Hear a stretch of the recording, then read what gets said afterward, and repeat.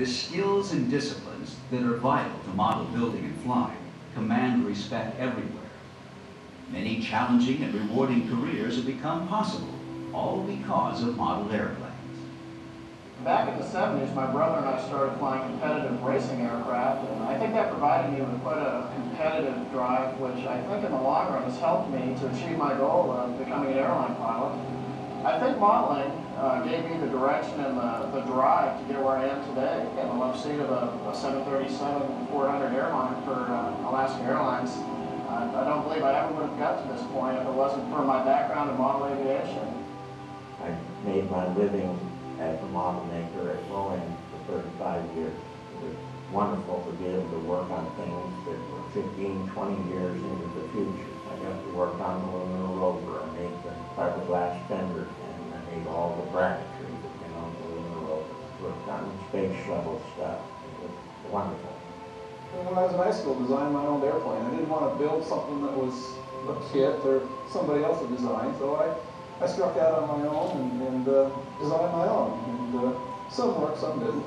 But in the process of doing that, the aviation bug bit me, and I decided that I wanted to do that for a living. I wanted to design airplanes for a living. I went to college in the local area and got an aerospace engineering degree. From there, I worked at various aircraft manufacturers, but I work at Boeing now. I enlisted in the Air Force as an aviation cadet. Ended up flying 52 missions as a B-24 pilot. After the war, I came home, completed college, went to work for NACA, the predecessor of NASA, and I'm one of the co-inventors of the Project Mercury Space Capsule. So all of this, I would say, came about because of my interest in model airplanes. Since 1936, model airplane activities in the United States have been guided by an organization known as the Academy of Model Aeronautics. Originally founded to disseminate technical information and sanction competitions, today's AMA has also met the challenge of safeguarding the opportunity to fly model airplanes by creating, among other things, a relationship with the Federal Communications Commission that provides access to dedicated radio channels for model flight, and a liability insurance program that facilitates model flying on both public and private property. While offering these services, the AMA also continues to underwrite and promote educational programs based on model aviation. From its headquarters in Muncie, Indiana, which include a 1,000-acre-plus flying site and a world-class model aviation museum, the AMA actively encourages and supports participation in model airplane activities. A highly motivated professional staff is devoted to seeing that the rewards of this constructive, family-oriented activity are available to all who have an interest. We want to excite the youth of today. We think about the youngster today who takes the model, builds it, goes outside expecting it to fall straight in the ground so he can take it over and put it in the trash can, and in fact it takes off and it flies. And if you can look at his eyes, you can look at his mouth as it drops open, the wonder that this thing really worked to be created with his own hands, then you understand why aviation education is so important. This is our heritage. This is also our future. Here at the Academy, one of our goals is to bring modeling to the forefront, make it recognizable to the general public. Our work many times focuses on how does a model club, a modeling group dovetail and become part of the community so that it really becomes a two-way street. The modelers are provided with a place to participate and enjoy their sport, share it with others, but the community also benefits from their being there. Individual model builders all over the country have organized themselves into thousands of AMA-affiliated clubs.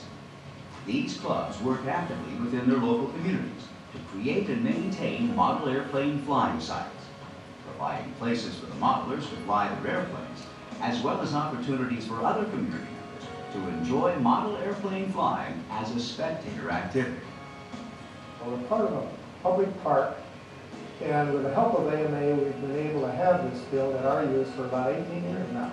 And it is really great for the airplanes. We have quite a large club, 277 members, roughly, with a very large junior program. And so all of these people are AMA members, and the insurance that AMA provides is a requirement by the park department. Now, without that insurance, we probably wouldn't have been able to keep this facility As a recreational organization, we realize that there's an exposure out there that has to be dealt with, and we're happy to do that through our insurance program. Over the years, our record has been very good, and through that group policies that we have, we cover a multitude of people, not only the individual AMA member, but we also cover all the clubs as well as the side owners. Radio control models were first flown before World War II, when it was necessary to have an amateur radio license to operate them.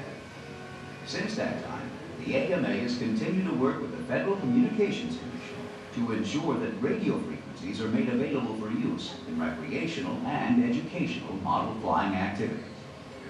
About 20 years ago, it became obvious that we would need a lot more frequencies to keep up with the expansion of the radio control activity. So the AMA went back to the FCC and worked very diligently to obtain a new spectrum of frequencies in the 72 megacycle band. We now have 50 frequencies, which we can use for radio control model airplanes, and this has allowed the expansion of the hobby as we know it today. Without the AMA's input, we would not have the facility we have here. We would not have the insurance program that is so absolutely necessary, and we would not have the leadership necessary that allows us to gather as modelers all over the country. Most people today, when they think of model airplanes, usually envision radio control models. While RC airplanes like this one are popular all over the world, there are other kinds of model airplanes that do not use radios at all. Free flight model airplanes have no control of any sort from the ground once they are released into the air. In the early days of airplane modeling, free flight was the only option available, as radio control and control line systems did not yet exist. Some free flight models are gliders. Some use tightly wound rubber strip to turn a propeller, and others use miniature engines, similar to the ones used in other types of model airplanes. Many of today's modelers prefer free flight airplanes because of the challenge of making an airplane take off, fly, and land safely only by adjusting power, balance, and wing and tail surface settings. Flying free flight model airplanes has been compared to fly fishing because of the finesse and dedication to detail necessary to achieve rewarding results. There is a wonder of flight, and no matter how long you're at this, or how jaded you think you got, you can't believe the high you get to watch something that you designed, built, and created, and the wonder of it all is flight. In the late 1930s, a practical system for flying engine-powered model airplanes at the end of a pair of steel wires